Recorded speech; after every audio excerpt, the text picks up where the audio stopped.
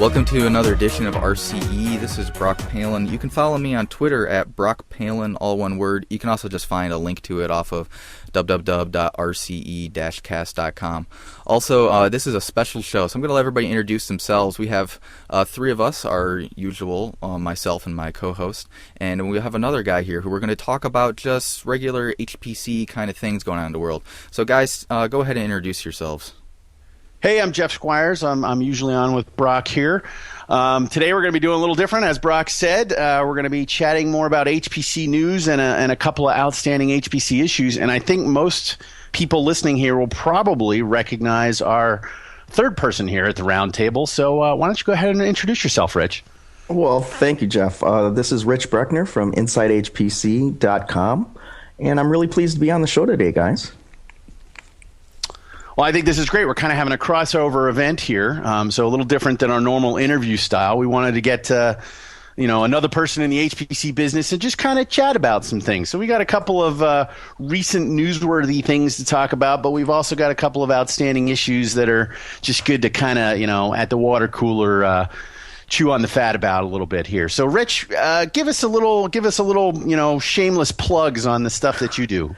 All right, let's get that out of the way. So, Inside HPC, I just had my first year anniversary. I took over from a guy named John West who works at the DoD, and he was doing Inside HPC as kind of a hobby, and eventually he sold it to me because he got a big promotion. So good for you, John West. Good for me. And we recently expanded. We've been taking the information, that the whole style of Inside HPC, and we've gone on with 3 additional publications: Inside Big Data, Inside Cloud, and Inside Startups. So using the same format, we see these 3 areas as really growth pieces of IT. And I had all these stories coming across my desk that didn't quite fit in the HPC realm of things, but I thought they were important. So now I have a place to put them. So that's what's going on with me, guys. Well, you've also got like cross-publishing agreements with like the Register, and you've got like several authors now and stuff too. I mean, you've really expanded in the last year. Yeah. The Register thing has been great because they have so much reach in Europe. And what we do is we publish one of their stories once a week, and they publish one of ours.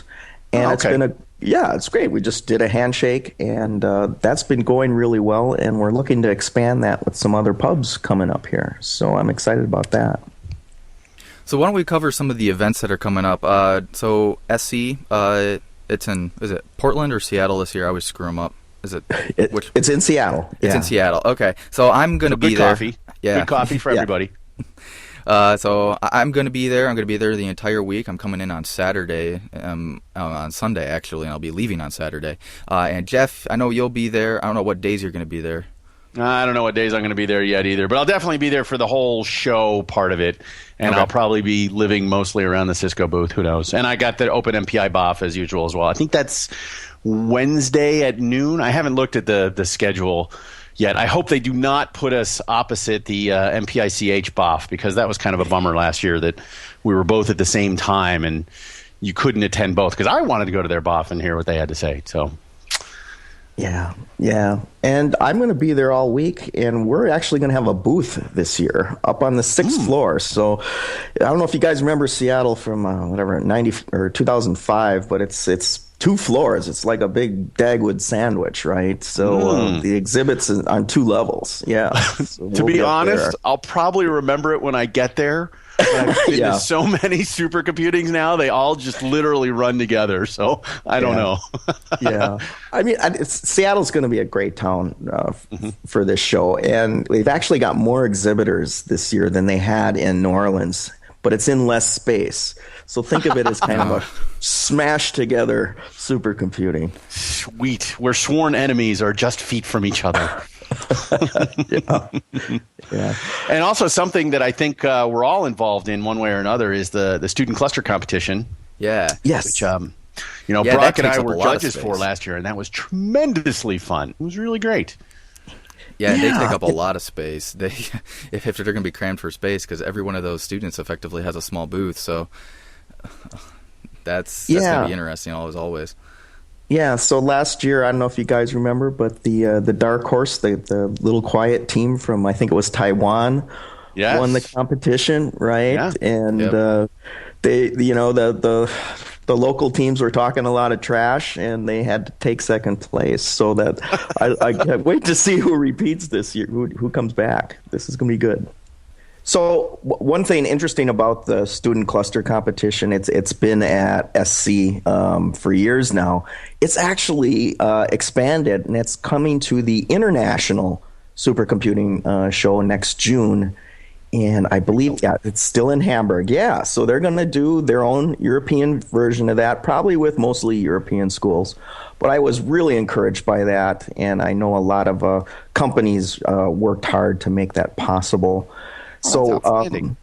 Yeah, I mean, so on that note, what's been going on recently is those same folks from ISC just had their ISC Cloud Conference this week. And what that's about is HPC in the cloud. And I think it's the only show that really focuses on that particular aspect of cloud computing. And they had Ian Foster as their keynote. And the thing I wanted to bring up is he had a very interesting kind of point to his keynote, and it was all about the missing middle, and that cloud computing and HPC in the cloud is really enabling small business startups to sprout up that wouldn't have been possible before. He sees it as a big enabler. So maybe HPC in the cloud has found its niche at a very different end of the spectrum, and I just thought that was fascinating. You know, I got to kind of agree with that. I mean, I don't have any hard market data to back this up, and I'm just some random engineer. But I mean, you look at some of the cluster integrators, and even HP, right? HP made a killing selling, 16 and 32 node clusters, right? They weren't top of the top 500, but they were the bottom 50,000 for a long time. And Microsoft has made no bones of the fact that they're going after the bottom 50,000, right? Right. This is not necessarily a bad market move. Absolutely. Yeah, actually, I have some experience with that bit, and a lot of it is like a one-person firm or two-person firm. I mean, really, really small is what I'm seeing, going out to like an Amazon service or a Penguin service, and they can run something really wide and get it done really quickly. But where actually I had a discussion with not to be named company in northern Michigan here, and we got into this discussion about software licensing issues, and I think there's a lot of space here for vendors of ISV apps to enable getting large quantities of licenses at a reasonable cost just for the amount of time you use them for, rather than having to purchase all those licenses and sitting on them for all eternity. Yeah, there's been periphery discussion about this in the various blogs and the news feeds and things like that. And Rich, I think you've even covered stuff about this, but I think that for this to really be an enabler, it's got to be exactly what you said, Brock. I mean, not only do I want the hardware and the electricity and the HVAC and all the other junk infrastructure that I need to, run a job on 128 nodes for today, but, the other part of that is the licenses. I need licensing, some kind of pricing scheme that is amenable to kind of like using it like a library, right? Use it for a little while and give it back. Yeah, we've got the hardware down to like as you use, consume resource, but we don't have the software in the same space. The software is still a 1-year commitment or a 5-year commitment. It's not this as you consume space. And some vendors like have gone into the space. Yeah. And some vendors have kind of done this, but they've all done it on their own. They have their own interfaces. So if you want to use X application, you go through their face.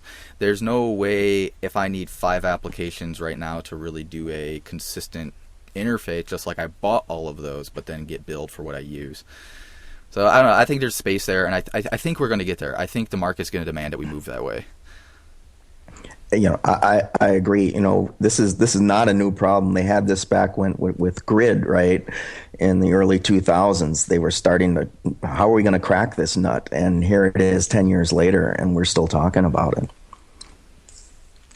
Yeah, I have a little hope, though, because now that there's actually hardware and dollars in this, and there are providers who are marketing this